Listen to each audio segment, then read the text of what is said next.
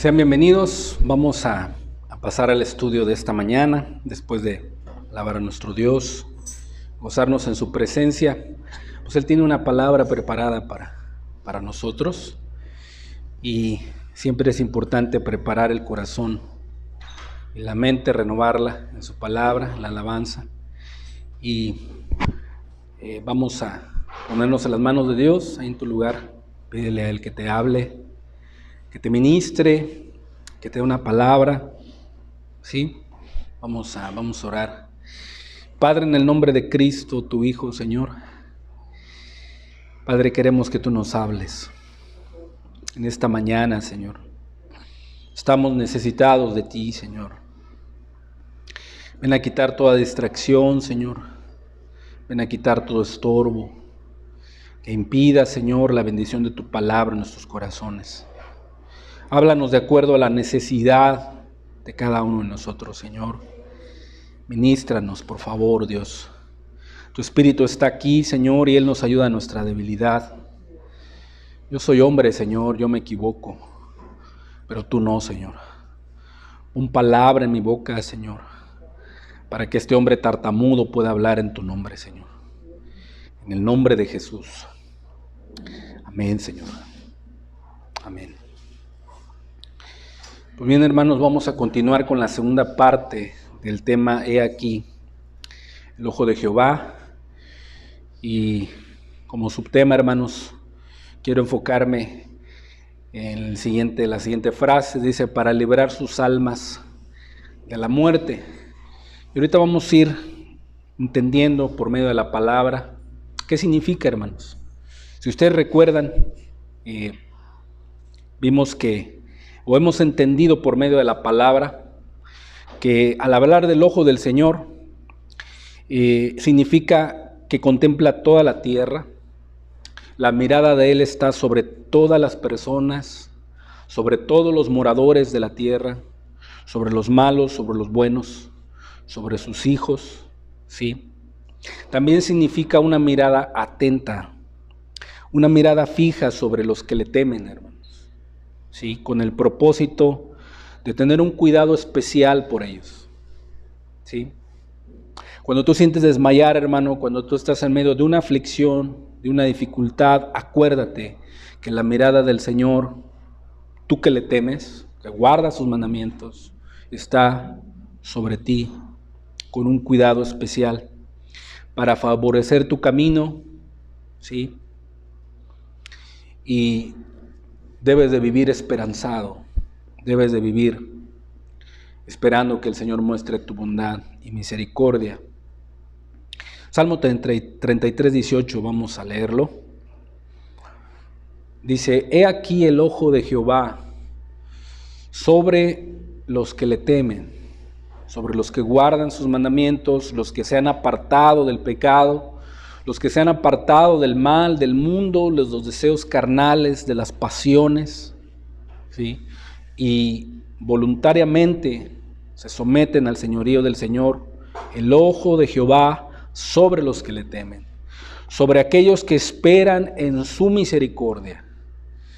Están viviendo en esta vida obedeciendo los mandamientos de Dios, pero están esperando que un día Jesús, el Hijo de Dios, venga por ellos. Si están atravesando un sufrimiento, una aflicción o una situación difícil, están confiados que el Señor los va a favorecer y los va a ayudar. Sobre ellos está el ojo del Señor, pero con un propósito, no solo de cuidar de ellos, no solo de cuidar de ti, sino para librar sus almas de la muerte, sus almas del mal, sus almas del maligno, sus almas del engaño del diablo. Porque el engaño del diablo, sus mentiras, que son un arma letal, que tú crees las mentiras del diablo ya te ganó. El arma letal del diablo, el desánimo, ¿sí? Dios fija sus ojos sobre aquellos que le temen para liberar sus almas de la muerte. No solamente del alma de la muerte física, sino también de la espiritual. Y también para darles vida en tiempos de hambre. El ojo del Señor no solo tiene cuidado especial sobre sus hijos al fijar en ellos sus ojos, sino también librarlos del mal, librarlos de la muerte.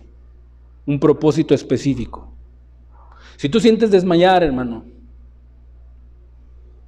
recuerda que Dios nos ha dado grandes y preciosas promesas. Y una de ellas es que Dios observa siempre. No desmayes.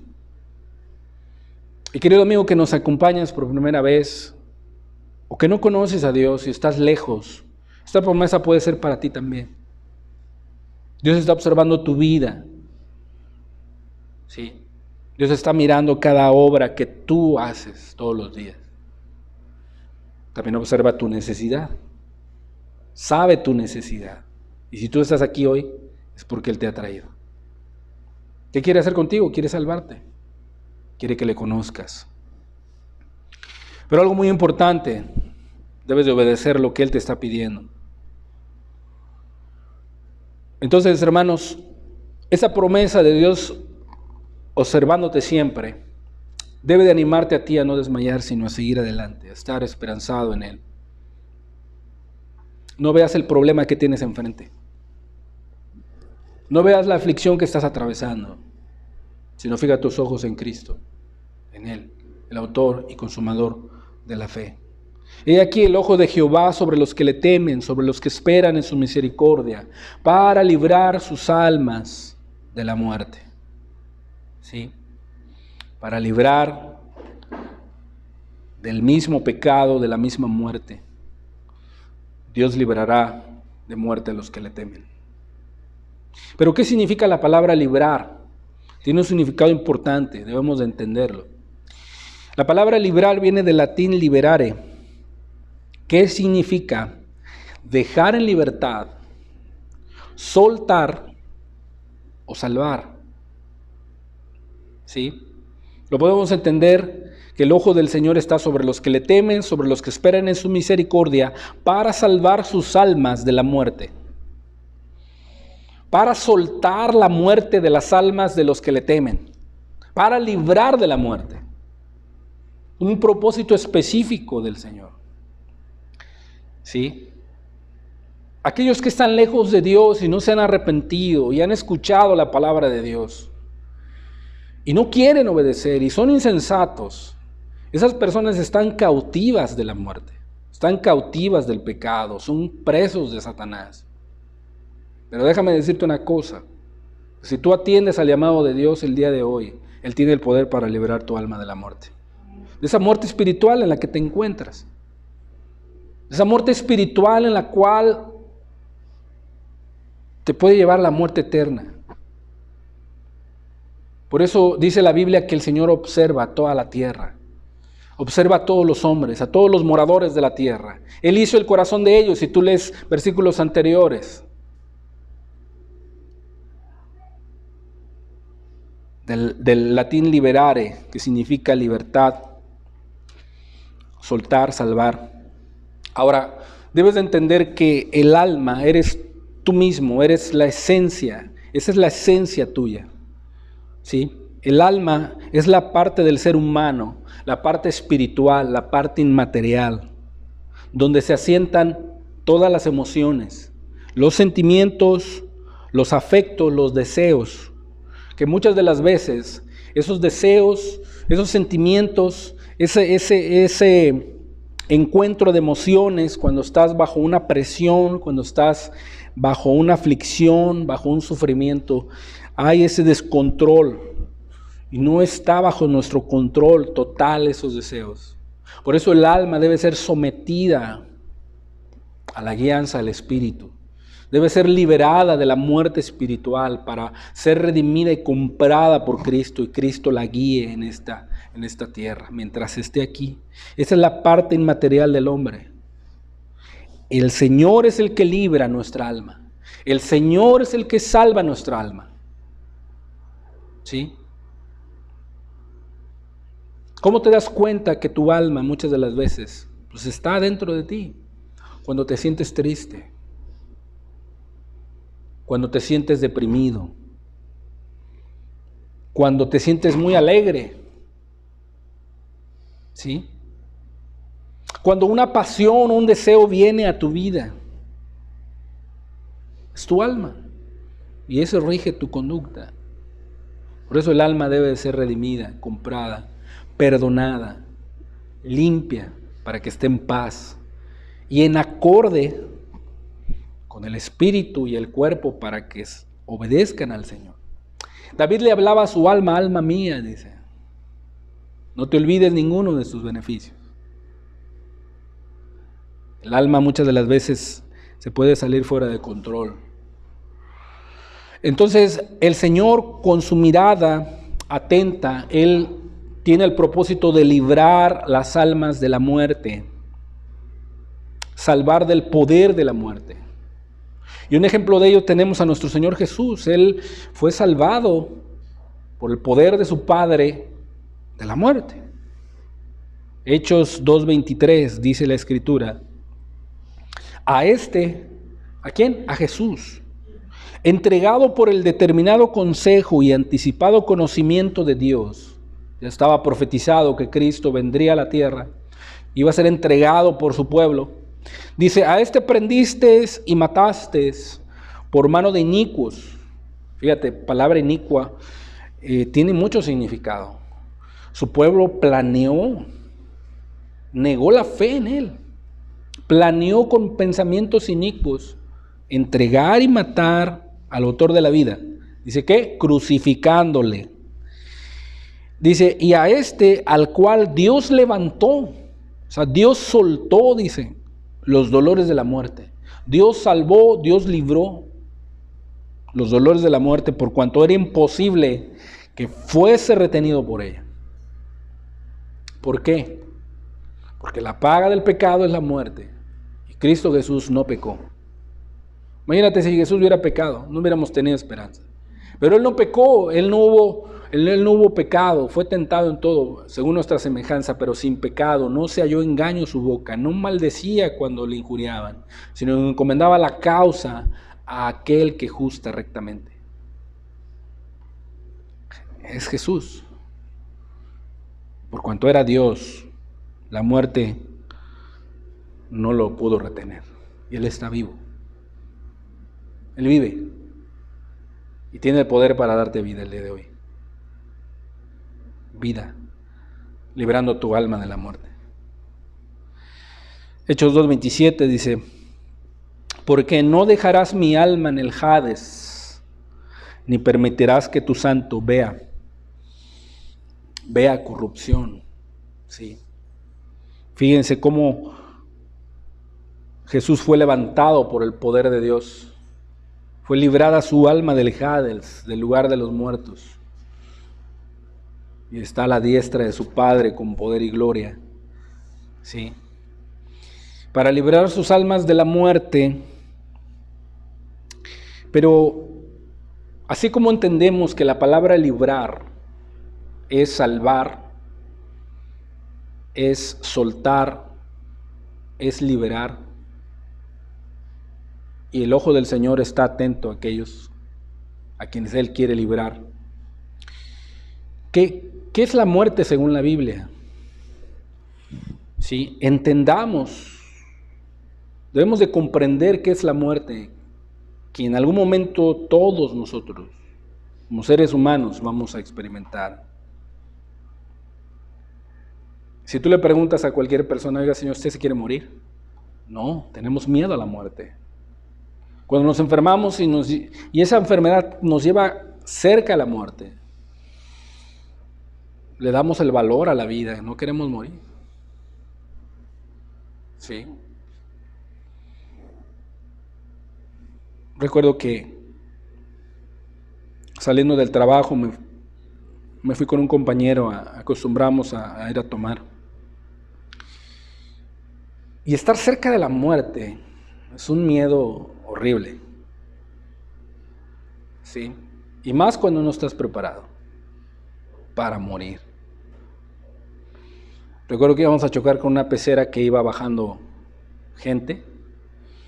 Si no le hubiera jalado el volante a mi compañero, nos estrellamos contra ese camión y hacemos matadera de gente.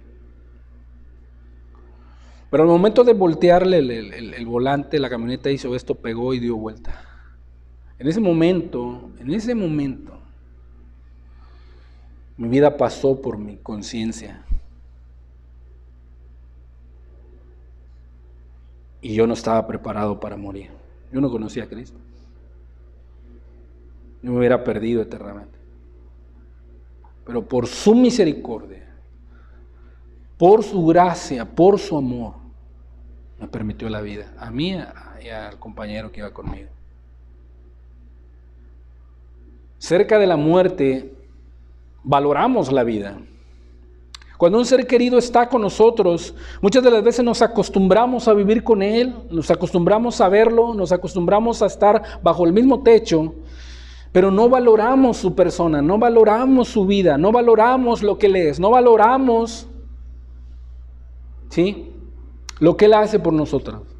Sea nuestra esposa, sea nuestro esposo, sea nuestros hijos, ¿sí?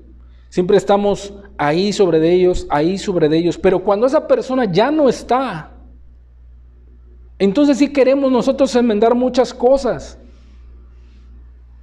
Cuando nos son quitados nuestros padres, cuando nos son quitados una esposa, un esposo, un hijo, realmente cuando ya no está lo valoramos. Experimentamos la muerte y aún la muerte de un ser querido produce un dolor muy fuerte en nuestras vidas. Ahorita que tienes a tu esposo, que tienes a tu esposa, que tienes a tus hijos, valóralos. Valóralos. Dales un abrazo, diles que le amas, diles que los amas. Háblales a tus padres, diles que los amas, que los extrañas. Abraza a tu hermano, valora a tu hermano. No más estés criticando y no más estés viendo lo que está faltando. Si tú eres pecador igual que él. Y Cristo le ama, Cristo le valora. ¿Sí? Valora a tu hermano, valora a tu hermana, valora a tu esposo, valora a tu esposa, valora a tus hijos. Dales ese valor que Dios les da. Porque el día que partan a la eternidad, si van con Jesús, gloria a Dios, pero si no, debes de darle ese valor, porque la muerte no hace excepción de persona. La muerte se lleva a todo tipo de personas, aún a los hijos de Dios. Nadie quiere morir, nadie quiere ir a la muerte, nadie. Aún Jesús, el Hijo de Dios, un hombre valiente, sí, tuvo miedo de ir a la muerte. Le rogó a su Padre, sí. Por eso es importante valorar la vida que Dios nos da. Y Dios ha prometido librar de la muerte a aquellos que le temen, a aquellos que esperan en su misericordia. Dios ha dado esa promesa. Si tú le obedeces, si tú le amas. La Biblia muestra a la muerte como una separación. Hay muerte, número 1, hay muerte física. Número 2, hay muerte espiritual. Y número 3, hay muerte eterna. La muerte física es aquella, ¿sí?, aquella separación del alma del cuerpo físico, la cual todos algún día experimentaremos. Porque tendremos que morir física y biológicamente. Este cuerpo volverá al polvo, como dijo Jehová. Algún día.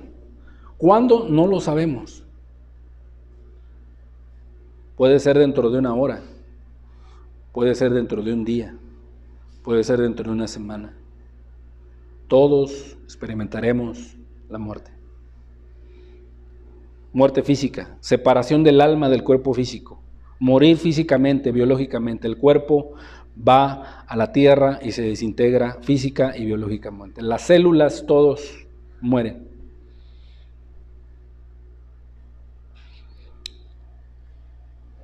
Y es la separación del alma. Génesis 35:18 dice la palabra: y aconteció que al salírsele el alma, O sea, pues murió. Llamó su nombre Benoni, mas su padre lo llamó Benjamín. Aquí una madre experimentó la muerte. Y aquí corroboramos que la palabra de Dios dice de la muerte que es una separación. Aquí el alma se separó del cuerpo, pero el alma sigue viviendo. El alma es espiritual. La segunda clase de muerte es la espiritual. Es aquella separación de Dios y de su reino.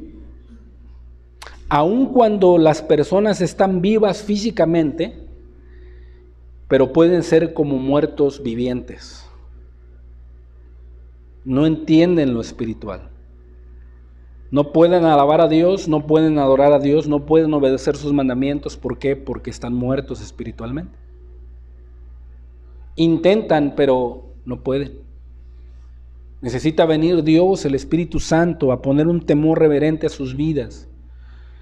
Y lo que les corresponde a ellos es temer a Dios, obedecer sus mandamientos, para que puedan vivir espiritualmente. La muerte espiritual es aquella separación de Dios y de las cosas espirituales y de su reino. Por eso a veces los incrédulos, las personas del mundo, no entienden lo espiritual.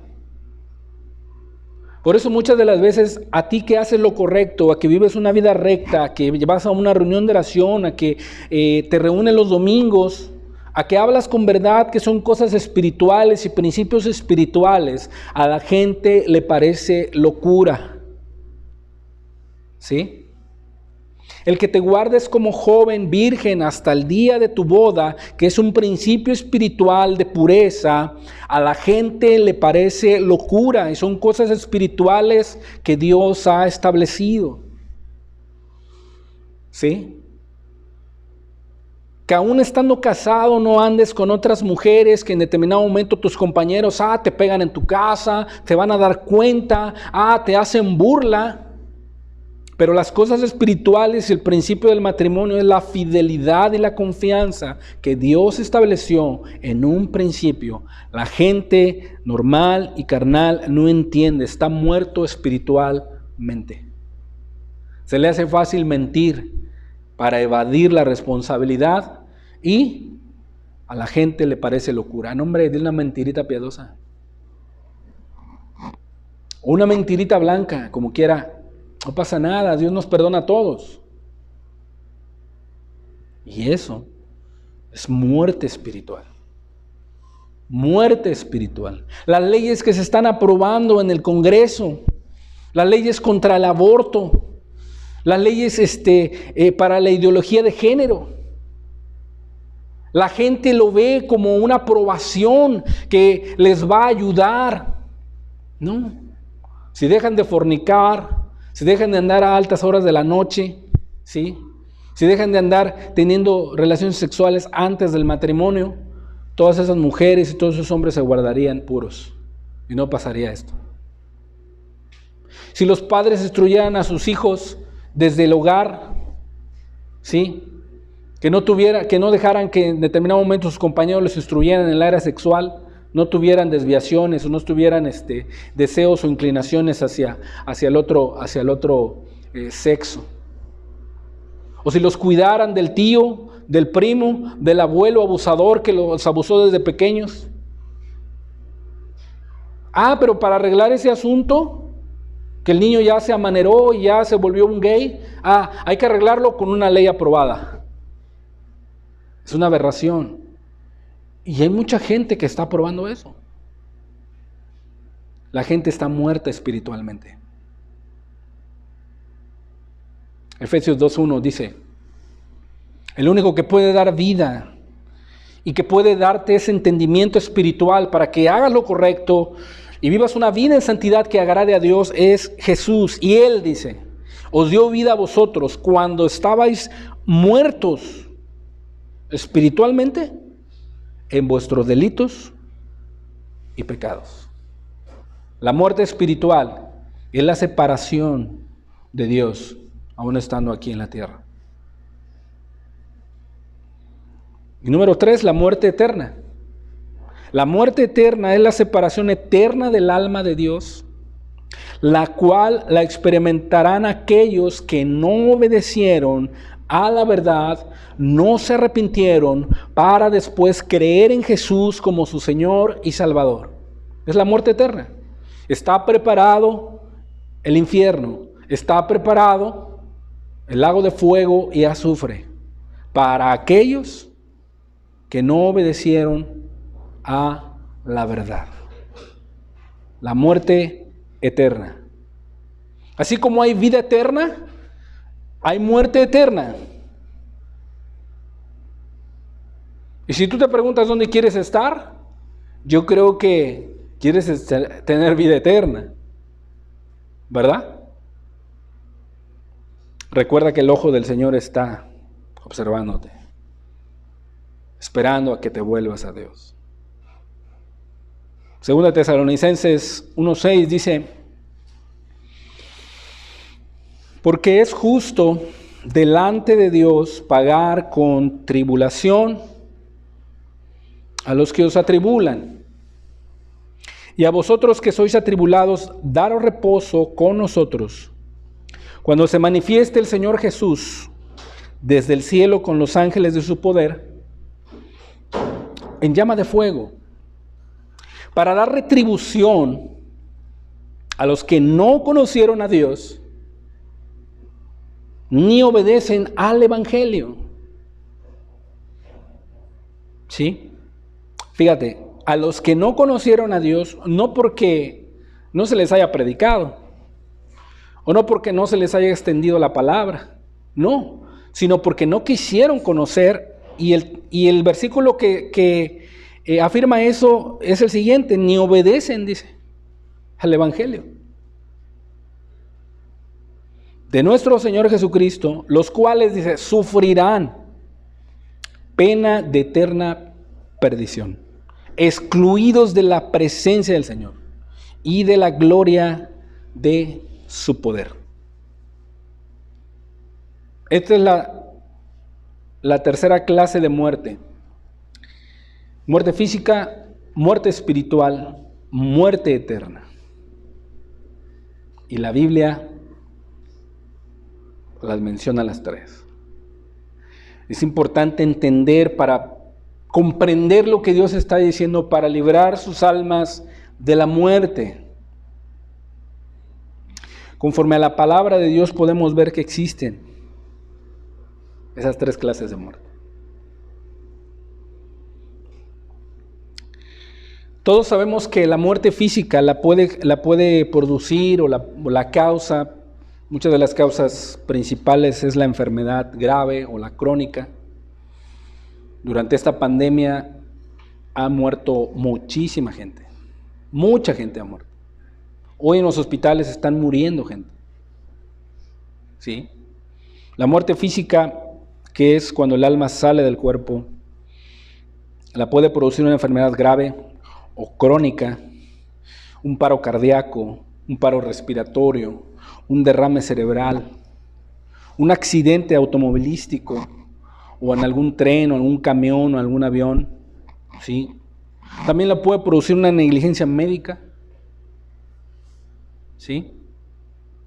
Un asesinato, un asalto, una caída inesperada. Muchos están en sus casas, se bañan, se resbalan y se caen y se pegan en la nuca y mueren. Muchos están en sus casas durmiendo, se atragantan con la saliva y mueren. Muchos están en sus casas comiendo, muchas de las veces se ahogan y mueren. Muchos están en sus casas desesperados, les sube la presión y les da un paro, mueren. ¿Sí? Mueren. Atragantamientos. Las guerras producen muertes. La ambición por el dinero produce muerte. La pobreza produce muerte. Muchos niños, muchas familias están muriendo por inanición, no tienen que comer, mueren por esa causa. Una bala perdida.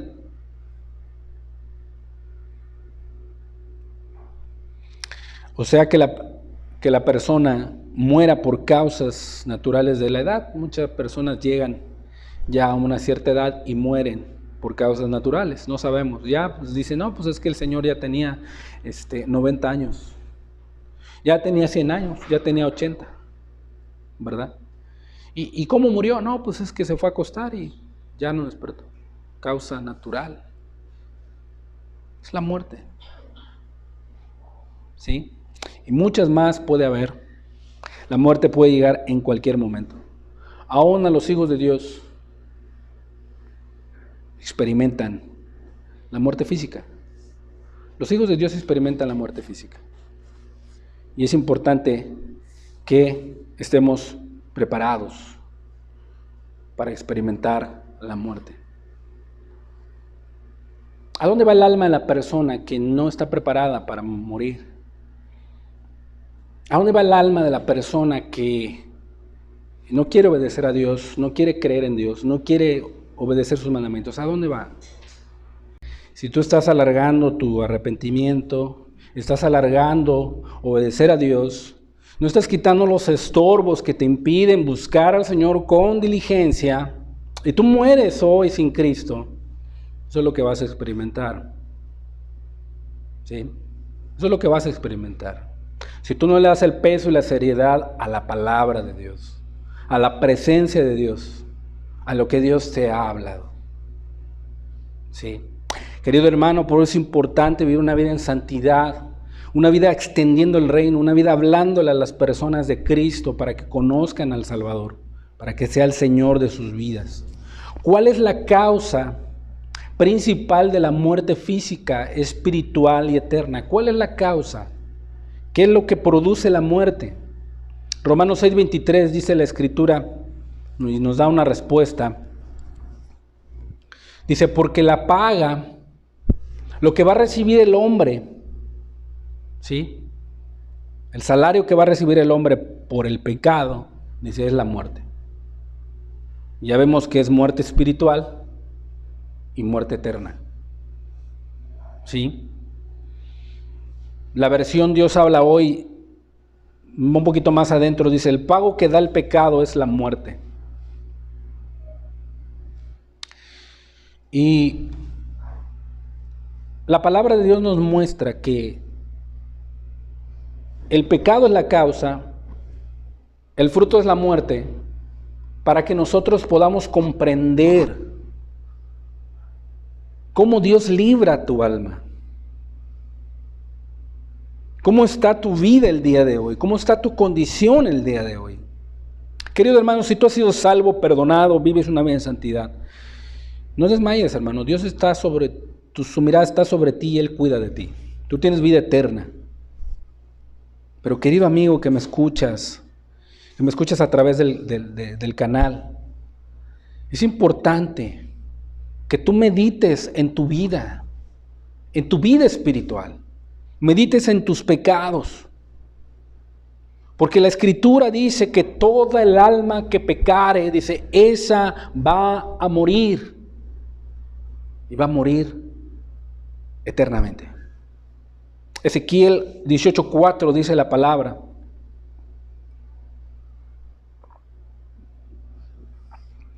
He aquí, dice, todas las almas.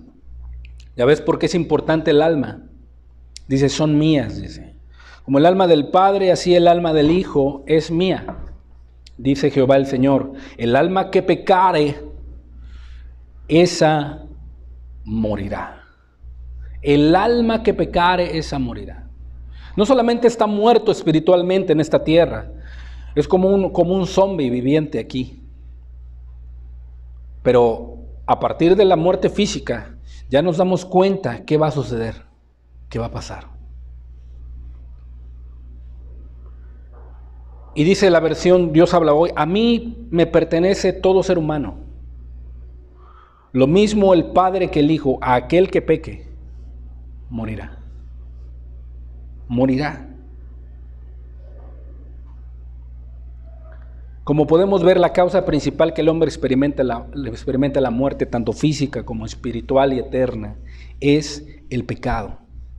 La paga que los hombres experimentarán será la muerte. La muerte, tanto física como espiritual y eterna. ¿Qué es el pecado? Según la Biblia. En 1 de Juan 3:4 dice la Escritura que el pecado es transgresión de la ley, es infracción de la ley. ¿Qué quiere decir? Es quebrantar la ley de Dios. ¿Sí? Y oiga, hermano, pues yo no conozco la Biblia, no sé cuáles son los mandamientos de Dios, pero tienes una ley escrita en tu corazón, tienes una ley escrita, la cual es tu conciencia, la cual te dicta cuál es lo bueno y cuál es lo malo. ¿Sí?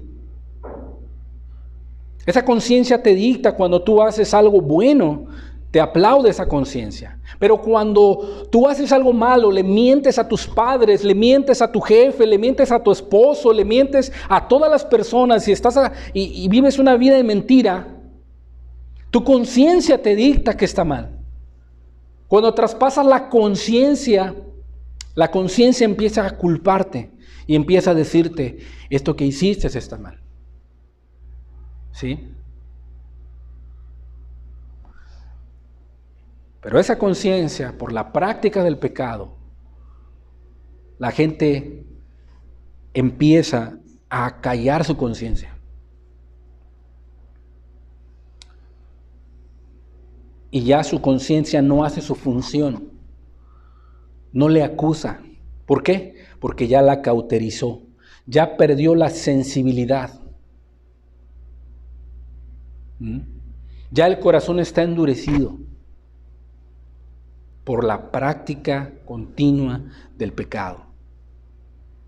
Y es cuando una persona se vuelve perversa. ¿Qué es una perversa? Extremadamente malo. Comienza a justificar su pecado y empieza a exponer excusas para solapar su pecado. ¿Sí? Empieza a justificarse. Más o menos así. Por ejemplo, en una ocasión se estaba hablando con una persona, con un empresario que tenía mucho dinero. Y este empresario andaba con una jovencita, era su secretaria. Y cuando se habló con esa persona, se le decía que él estaba en un acto de adulterio, porque él era una persona casada. Y invitaba a salir a la jovencita, y la jovencita pues por el dinero, y porque la trataba bien, y porque la llevaba aquí, y porque la llevaba allá, y le hablaba dulcemente, cosa que ese hombre ya había perdido a hacer con su esposa. La jovencita también se daba a querer, cosa que también estaba haciendo mal. Pero este hombre argumentaba esto. Él decía, yo le estoy haciendo bien a esta joven, la estoy enseñando a que se relacione con los demás varones, le estoy preparando para que cuando ella se case ya no tenga ninguna pena, ella ya vaya experimentada. Él estaba tratando de decir lo siguiente, que por medio del adulterio, ¿sí?, esa jovencita iba a ser una mujer experta para cuando se casara, que él estaba haciendo un bien. ¿Qué estaba viendo él? ¿Sí? Él estaba viendo que si por medio del adulterio esa jovencita le iba a ir bien, ¿sí?, estaba cometiendo algo perverso. ¿Sí? ¿Sabes cuándo se dio cuenta que era una perversidad en su vida? O sea, el hombre perverso utiliza su pecado, utiliza argumentos para solapar su pecado, y se dio cuenta que el adulterio era grave cuando le dijo, bueno, pues cuando se le dijo, entonces que tu esposa haga lo mismo, que prepare a los jóvenes, a lo mejor hay jóvenes inexpertos, tímidos, que los prepare para el matrimonio, y cuando se le dijo eso se enojó. Entonces, el perverso tiene que autorizar la conciencia, ya no tiene un freno, ¿sí?, ya le salen solitos los pecados, ya infringe la ley de Dios, y entonces esos pecados producen muerte espiritual en su vida, muerte eterna. Porque el pecado, dice la Escritura, que es infracción de la ley. Pasa por alto, quebranta la ley de Dios. Ahora, no es que Dios te invite a pecar, ni Satanás que en determinado momento te obligue a pecar. No. Tú pecas porque tú quieres hacerlo. Tú pecas porque algo te gusta, algo te llama la atención. Ese deseo, ¿sí? Te viene a la mente ese pensamiento y te gusta. Y lo haces. Es un acto voluntario el pecado. Se convierte en hechos y el pago de eso es la muerte.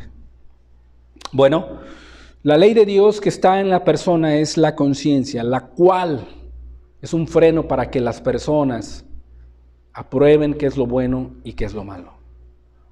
Y obviamente cuando vienen a Dios y conocen la palabra, o cuando una persona está buscando diligentemente a Dios y quiere reconciliarse con Dios por medio de Cristo, va a la palabra y obedece la palabra, y la palabra de Dios le va a ayudar a vivir una vida que agrade a Dios, obedeciéndola. ¿Cuándo puedes iniciar? Hoy, el día de hoy. Mañana no lo sabemos. Ayer ya pasó, ya tuviste una oportunidad ayer. Por la misericordia de Dios estás aquí y el día de hoy Dios te da la oportunidad de conocerle. ¿Qué decía el video? Buscad al Señor mientras puede ser hallado. ¿Qué es lo que tienes que hacer? Buscarle. Quitando todos los impedimentos que te estorben. Y muchas de las veces es el trabajo. Muchas de las veces es la familia. Muchas de las veces son los amigos. ¿Sí? Debes de hacer a un lado todo eso. Y buscar diligentemente a Dios. Muchos se animan que porque la esposa lo acompaña o porque el esposo lo acompaña se animan y van. No, no. Si tú tienes esa convicción de buscar a Dios, tú búscalo hasta encontrarlo. Hasta encontrarlo. Porque si tú no lo buscas, no lo vas a encontrar. Mientras puede ser hallado, Dios da la oportunidad al hombre que le busque para ser encontrado. Y grábate esto, Dios es la persona que todavía puede ser hallada. Puede ser hallada todavía, si tú le busques. Haciendo a un lado todo lo que te estorba, todo lo que te impide ir a Él. Es más o menos así. Por ejemplo, han pasado 3 días que se te venció el recibo de la luz. Pero sales tú afuera de tu casa y ves al señor de la comisión ahí que te va a cortar la luz. Y para ti en ese momento, lo más importante buscar en ese momento es el recibo que ya pagaste, para enseñárselo y no te lo corte. Y tú andas buscando por arriba en la alacena, abajo en el cuarto, en las almohadas, debajo de la sala, no sé, andas buscando por todos lados ese mentado recibo. ¿Por qué? Si no se lo muestras al de la comisión, te va a cortar la luz. Buscas abajo de todo, mueves, aventas la casa con los pies para arriba y hasta que encuentras el recibo y vas y se lo muestras. Bueno, quita todos los estorbos, todos los impedimentos, todo lo que te estorbe para buscar al Señor, hasta que lo encuentres. Y una de ellas es reunirte. Otra de ellas es la palabra. Otra de ellas es la alabanza. Otra de ellas es que te acerques a personas que te ministren, que te puedan guiar, que te puedan enseñar la palabra. Ser transparente, tener preguntas, dudas. Buscar a Dios de todas las maneras posibles. Y quitar todos los estorbos. De esa manera. Y tú lo vas a encontrar. Porque esa es la promesa. ¿Dónde se originó la muerte? Romanos 5:12.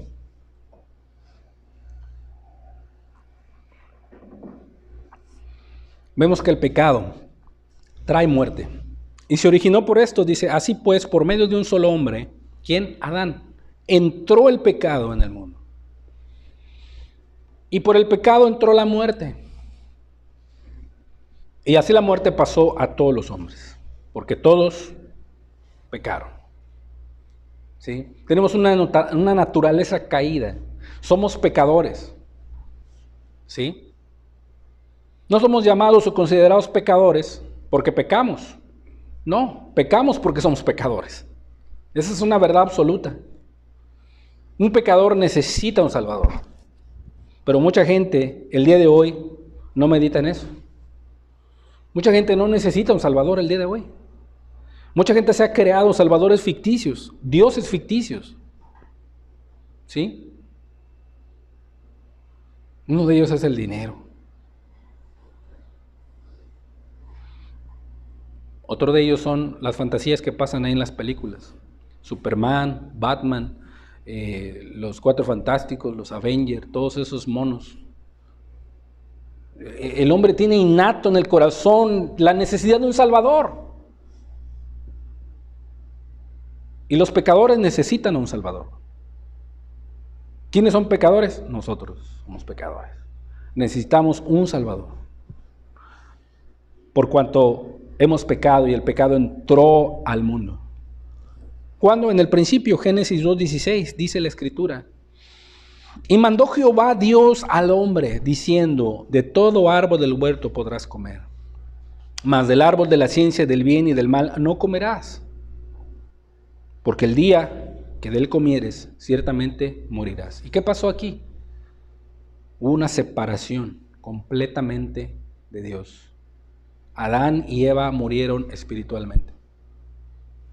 Cuando comieron de ese árbol de la ciencia del bien y del mal, se sintieron avergonzados, culpables. Y se dieron cuenta que estaban desnudos. Y se cubrieron con hojas de higuera, dice la Escritura. Y el hombre el día de hoy también se sigue cubriendo con hojas de higuera. Pero dice la palabra que Dios le dijo al hombre: ¿quién te mostró que estabas desnudo? Y le hizo para sí vestido, dice. Los vistió con túnica. O sea, Dios es el que te puede cambiar y vestir de una manera digna. Aquí hubo una separación cuando el hombre desobedeció a Dios. Estaban muertos espiritualmente. Y a partir de ahí, el hombre ha sufrido las consecuencias graves del pecado. Tenemos que morir un día.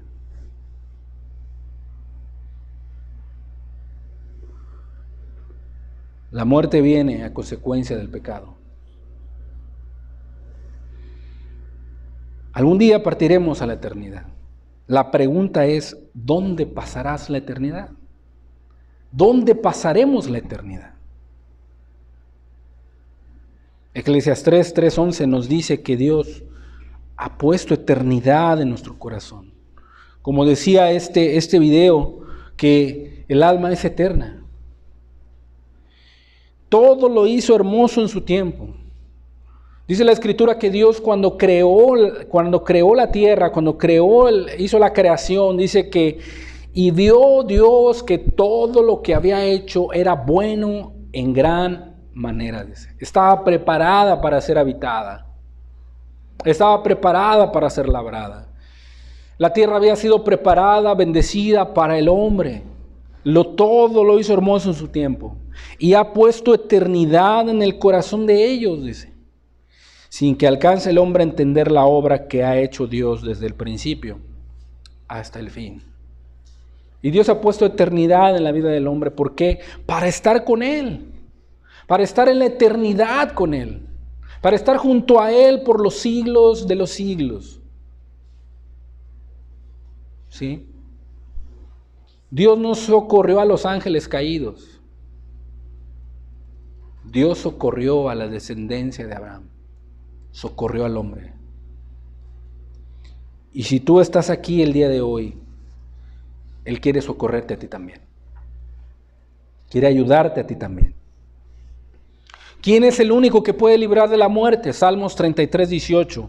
He aquí el ojo de Jehová sobre los que le temen. Si tú quieres ser librado de la muerte, si tú quieres que el ojo del Señor esté sobre ti de una manera especial para cuidarte, para favorecerte, teme su nombre. ¿Y qué es temer su nombre? Apartarte del mal, del pecado, del mundo, de todo lo que te estorba, de todo lo que te aleja de Dios. Si tú quieres que el ojo del Señor esté sobre ti, teme su nombre.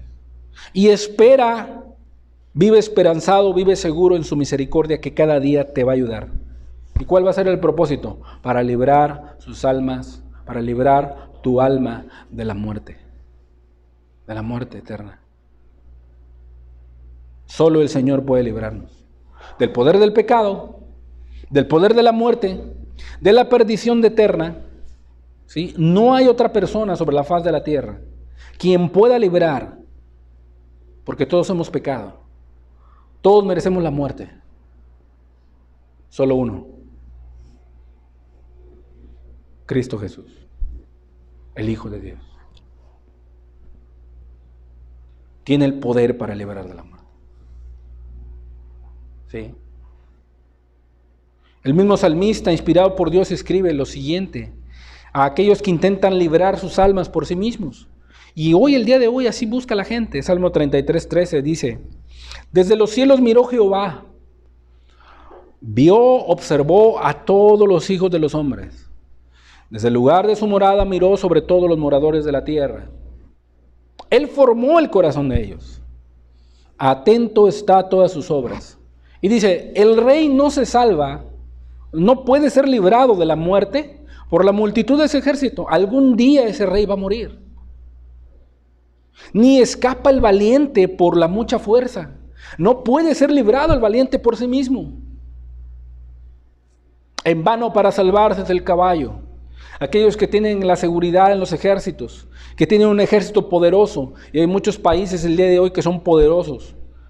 El caballo representa ejércitos, poder militar. Y dice la palabra, en vano es para salvarse, es el caballo, dice. Ni el valiente escapa por su mucha fuerza.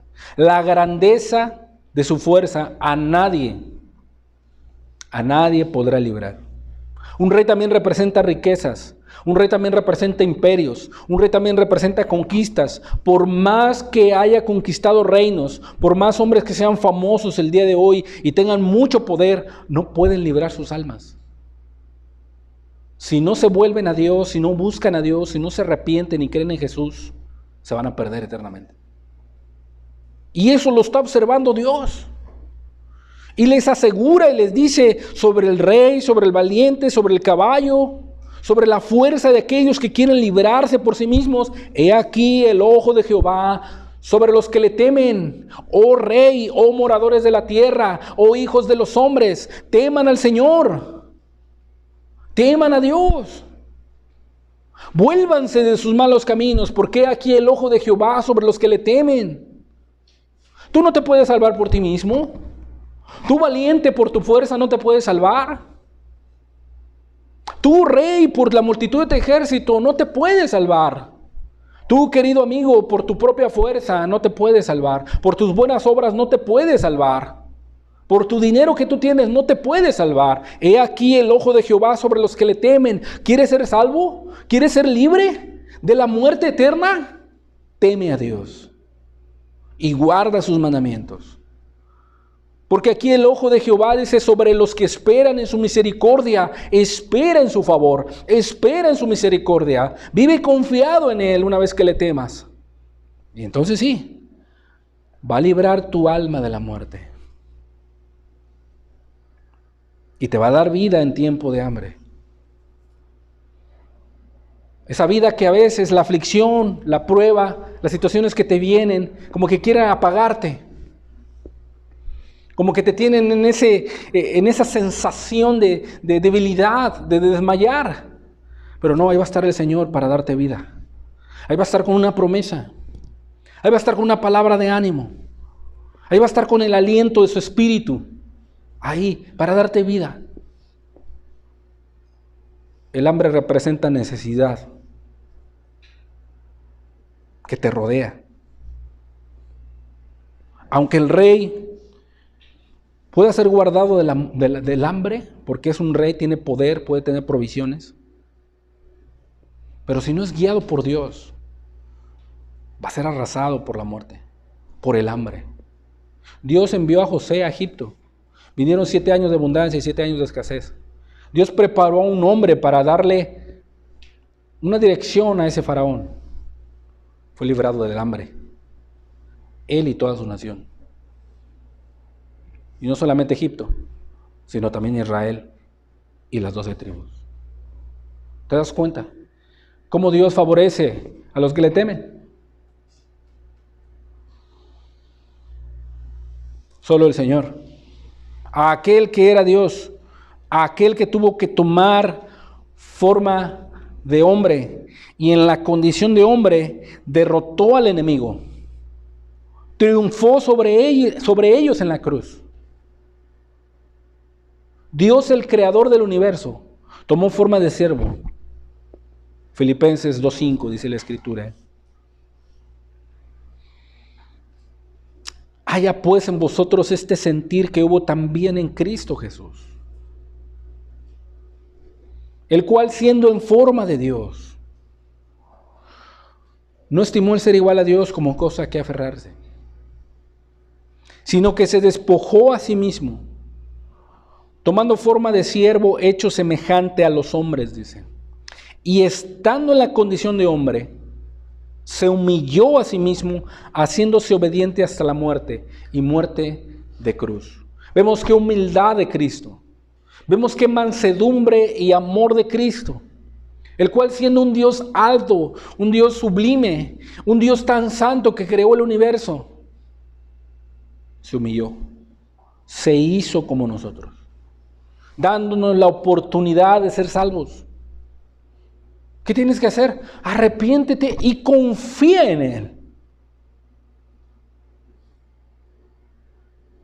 Porque Él experimentó una muerte tan cruel por amor a nosotros. Solo Él puede librar de la muerte. Nosotros estábamos sujetos y tenemos temor a la muerte. Si Cristo no hubiera venido, estuviéramos sujetos eternamente a la muerte y hubiéramos sido esclavos por siempre de Satanás. Pero Cristo Jesús, el Hijo de Dios, vino a destruir el imperio de la muerte. Solo Él puede librar de la muerte. Hechos 2:14 dice la palabra. Tenemos esperanza en nuestro Señor Jesús, que Él libra de la muerte. Así que dice, por cuanto los hijos participaron de carne y sangre, Él también participó de lo mismo, para destruir por medio de la muerte al que tenía el imperio de la muerte. Esto es, al diablo. ¿Se dan cuenta? Que Dios tuvo que tomar forma de hombre, forma de siervo, para terminar con la muerte. ¿Y por qué terminó con la muerte? Porque Él era Dios y porque Él no pecó. Y en Él tienes esperanza. En Él hay esperanza para librar tu alma.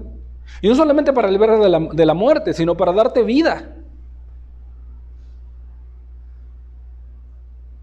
Vida en abundancia. Una vida de paz, una vida de gozo. Una vida de amor. Puedes amar, puedes perdonar, puedes dar con alegría, sin esperar nada a cambio.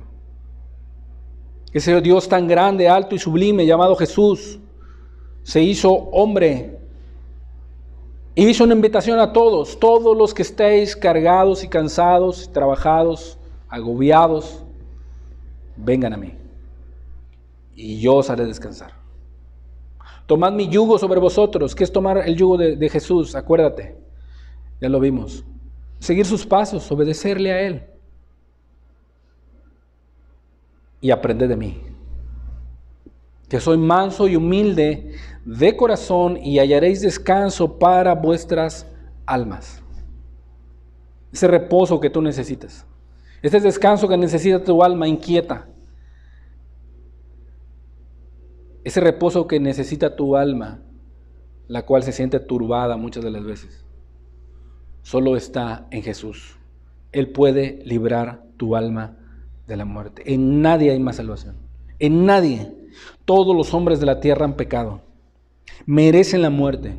Ningún iluminado, ni el mejor monje, ni el mejor papa más famoso que ha existido, ni el mejor pensador o filósofo, ni el mejor rey que haya existido, ni el mejor médico o científico, ni el mejor general pueden salvar de la muerte porque han pecado, merecen la muerte. Han transgredido la ley de Dios. Pero hubo alguien que no lo hizo. Hubo alguien en quien hay esperanza. Hubo alguien que por amor a ti, por amor a mí, vino a esta tierra y dio su vida. Él es Jesús, el Hijo de Dios, el único que puede librar de la muerte, el único que puede salvar tu alma hoy. Si tú te entregas hoy, si tú te arrepientes hoy, le confiesas tus pecados, si crees en Él, hoy puedes tener vida eterna. Hoy, el día de hoy, porque Él lo ha prometido. Y si tú, querido hermano, te sientes cansado, agobiado, fastidiado, ¿sí? Quizá frustrado por lo que estás viviendo, por lo que estás atravesando y tu alma está cansada, ven a Jesús.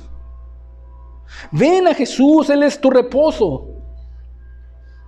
Si sientes a lo mejor desmayar, tómate de sus promesas. Él está observando tu vida.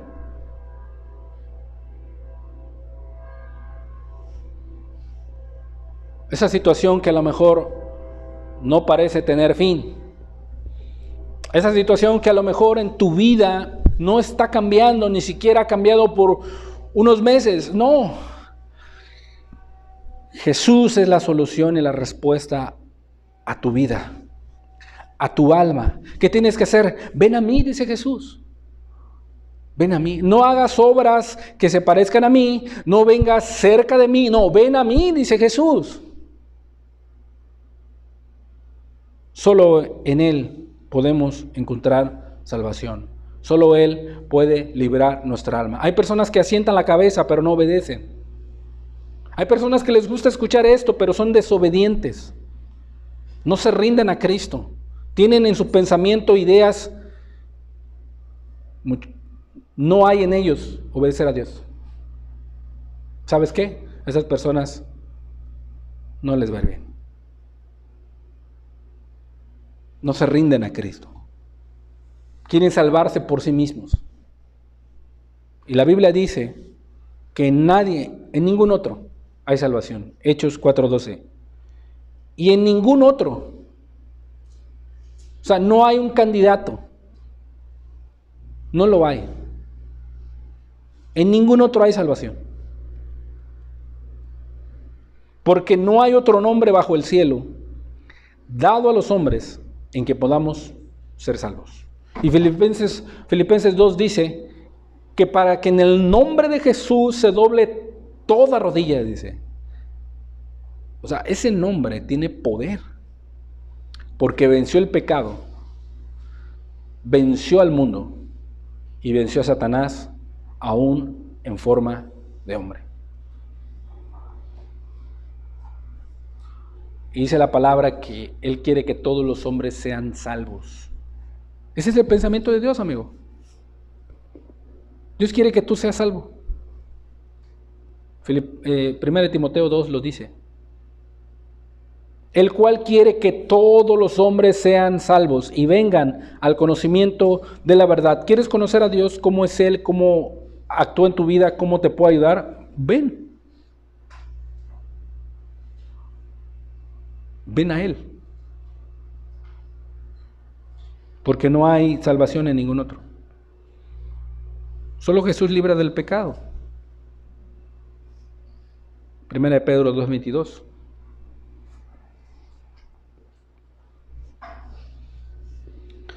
El cual no hizo pecado, dice, ni se halló engaño en su boca.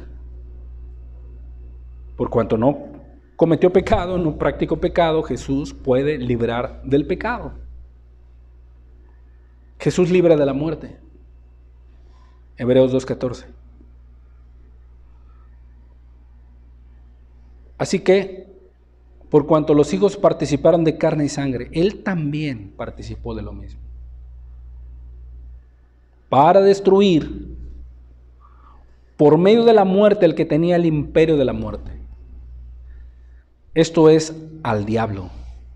Y librar a todos los que por el temor de la muerte estaban durante toda la vida sujetos a servidumbre. ¿Puede Jesús librar de la muerte o no puede librar? ¿Puede Jesús librar del pecado o no puede librar? Claro que sí. Jesús libra del poder de Satanás y sus demonios. ¿Cómo? Colosenses 2:14. Anulando el acta de los decretos, dice, que había contra nosotros.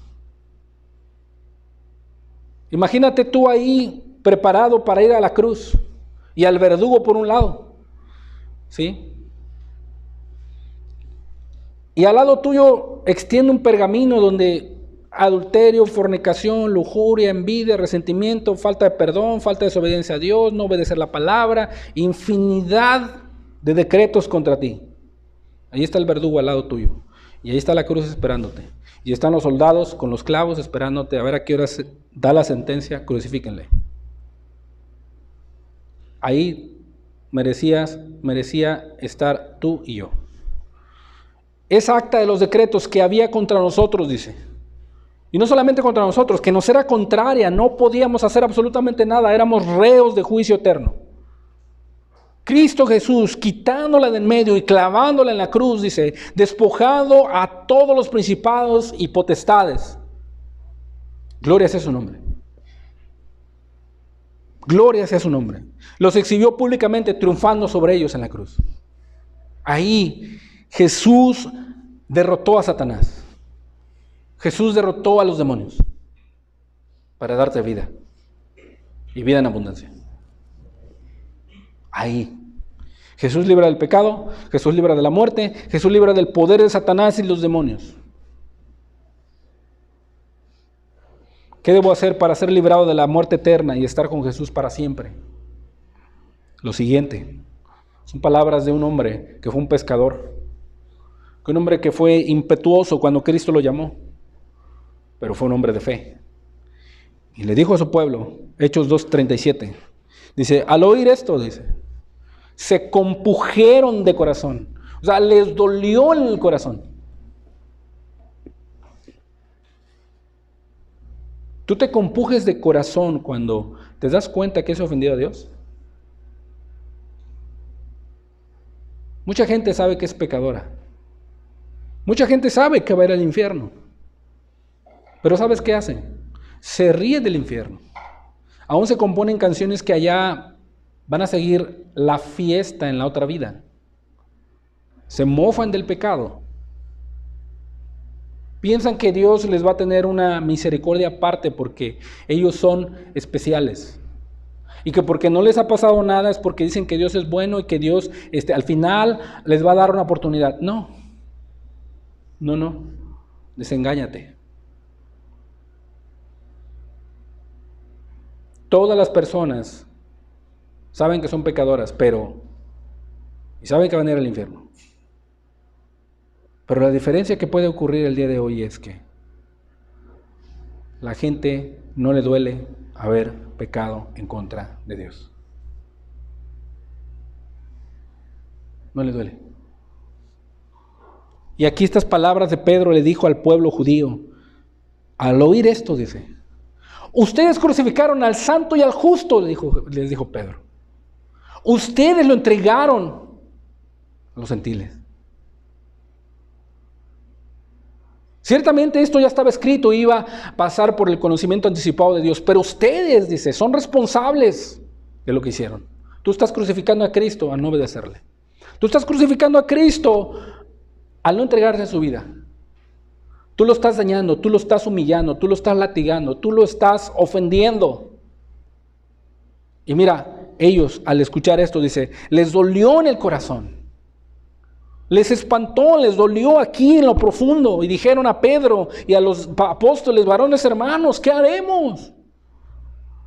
¿Qué debo hacer? Dice Pedro, les dijo, arrepentíos y bautícese cada uno de vosotros en el nombre de Jesucristo para perdón de pecados y recibiréis el don del Espíritu Santo. ¿Por qué les dijo arrepentíos y bautícese? Porque ellos no aceptaban el bautismo de Juan. Ellos criticaban a Juan. Ellos no creyeron en Juan. Eran fariseos. Eran religiosos, eran saduceos, eran escribas, era el pueblo judío, que la ley los hacía a ellos como que importantes, como cómo se iban a rebajar e iban a poner se iban a dar testimonio delante de la gente al venir a Juan al Jordán, un río muy, muy sucio, Cómo ellos con su sotana y sus trajes y sus túnicas, que Jesús les dijo, sí, que eran sepulcros blanqueados. Dice, arrepiéntete y bautízate. Acepta lo que Dios estableció. Y si tú quieres recibir el perdón, dice, bautízate en el nombre de Jesucristo para el perdón de tus pecados. Para ellos era algo, híjole, rebajarse, humillarse. Y mucha gente no quiere hacer eso. Y mucha gente creyó, se arrepintió, se bautizó y recibieron el perdón de los pecados.